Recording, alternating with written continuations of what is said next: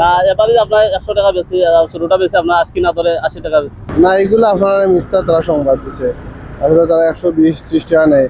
এগুলো তারা একটা সিন্ডিকেট ব্যবসা করে। দাম খাইলে তো আপনার পেট খারাপ হইলে, আপনার জন্ডিস হইলে, আপনার যে শরীরের যে ক্লান্তি, আপনার যে লবণাক্ত পানি বাড়ি যায়, আপনার ওগুলো পূরণ হয় আপনার। আপনি আপনার আছে মোটামুটি আপনার ধরুকা তেমন হয়েছে না, আপনার গরমের আরে আপনার ব্যবসা মানুষ জমছে কম না, এটা পাইকারে দেওয়া যায়। আপনার যারা পারে আপনার গাছ থেকে হেরার থেকে আমরা লইয়া বেছি আপনার। আমরা তো কিনা পড়ে যায় আপনার 80 টাকা 75 টাকা পাইকারি আপনার, আবার 85 পরে বড় সাইজ এক সাইজের নিলে। না এবারে আপনার 100 টাকা বেশি, ছোটটা বেশি আপনার 80 না ধরে 80 টাকা বেশি।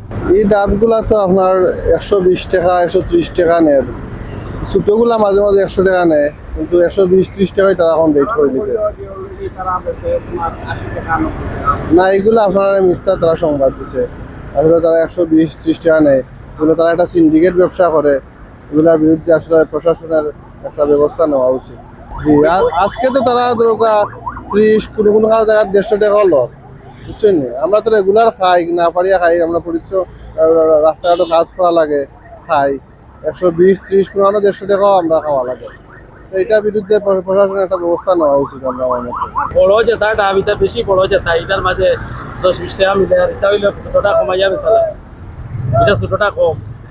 আপনারা যে 60 টাকা 70 টাকা যে আনুন 100 টাকা বেচেন, এখানেও তো 30 টাকা লাভ। 30 টাকা লাভ হইলে সিএনজির হিসাব যে 1500 টাকা। এটা ভাই আমার গাড়ি ভাড়া সিএনজি মানুষের বাড়ি বাড়ি লইয়া 8 লাগে, প্রায় 1500 টাকা আমার সিএনজির হিসাব।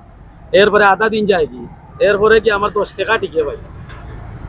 এরপরে গাছও যে গুটে ওগুলো আরো 100 টাকা, এরকম করছো বেশি কি হয়। তো সব খরচ দিয়া ভাই 10 টাকা টিকে দাম। এর মাঝে অনেক ডাব মনে করে লাভ ওইতে গিয়ে অনেক ডাব বাদও, অনেক ডাবও পানি থাকে, এইটা আমার লস।